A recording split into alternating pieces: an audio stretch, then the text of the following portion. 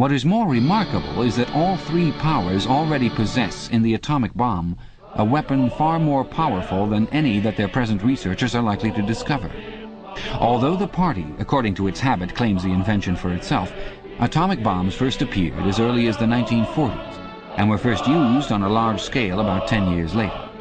At that time, some hundreds of bombs were dropped on industrial centers, chiefly in European Russia, Western Europe, and North America.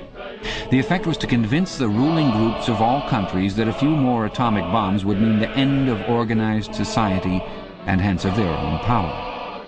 Thereafter, although no formal agreement was ever made or hinted at, no more bombs were dropped. All three powers merely continue to produce atomic bombs and store them up against the decisive opportunity which they all believe will come sooner or later. And meanwhile, the art of war has remained almost stationary for 30 or 40 years. Helicopters are more used than they were formerly. Bombing planes have been largely superseded by self-propelled projectiles, and the fragile, movable battleship has given way to the almost unsinkable floating fortress. But otherwise there has been little development. The tank, the submarine, the torpedo, the machine gun, even the rifle and the hand grenade are still in use. And in spite of the endless slaughters reported in the press and on the telescreens, the desperate battles of earlier wars, in which thousands or even millions of men were often killed in a few weeks, have never been repeated. None of the three superstates ever attempts any maneuver which involves the risk of serious defeat. When any large operation is undertaken, it is usually a surprise attack against an ally. The strategy that all three powers are following, or pretend to themselves that they are following, is the same.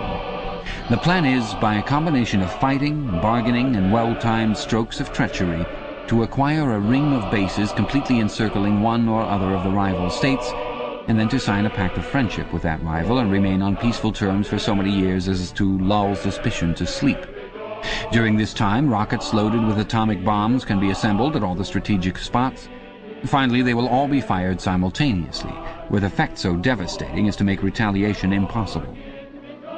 It will then be time to sign a pact of friendship with the remaining world power in preparation for another attack. This scheme, it is hardly necessary to say, is a mere daydream, impossible of realization. Moreover, no fighting ever occurs except in the disputed areas round the equator and the pole. No invasion of enemy territory is ever undertaken. This explains the fact that in some places the frontiers between the superstates are arbitrary. Eurasia, for example, could easily conquer the British Isles, which are geographically part of Europe. Or, on the other hand, it would be possible for Oceania to push its frontiers to the Rhine, or even to the Vistula. But this would violate the principle, followed on all sides, though never formulated, of cultural integrity.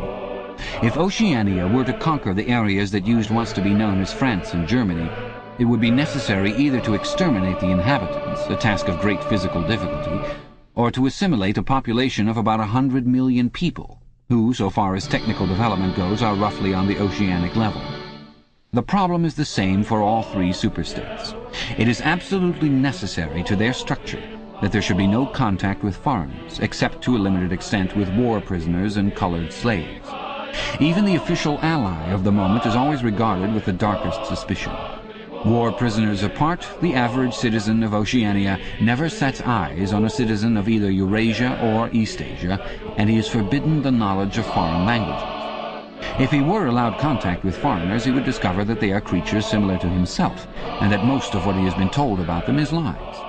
The sealed world in which he lives would be broken, and the fear, hatred, and self-righteousness on which his morale depends might evaporate. It is therefore realized on all sides that however often Persia, or Egypt, or Java, or Ceylon may change hands, the main frontiers must never be crossed by anything except bombs. Under this lies a fact never mentioned aloud, but tacitly understood and acted upon. Namely, that the conditions of life in all three superstates are very much the same. In Oceania, the prevailing philosophy is called Ingsoc. In Eurasia, it is called Neo-Bolshevism, and in Eastasia it is called by a Chinese name usually translated as death worship, but perhaps better rendered as obliteration of the self.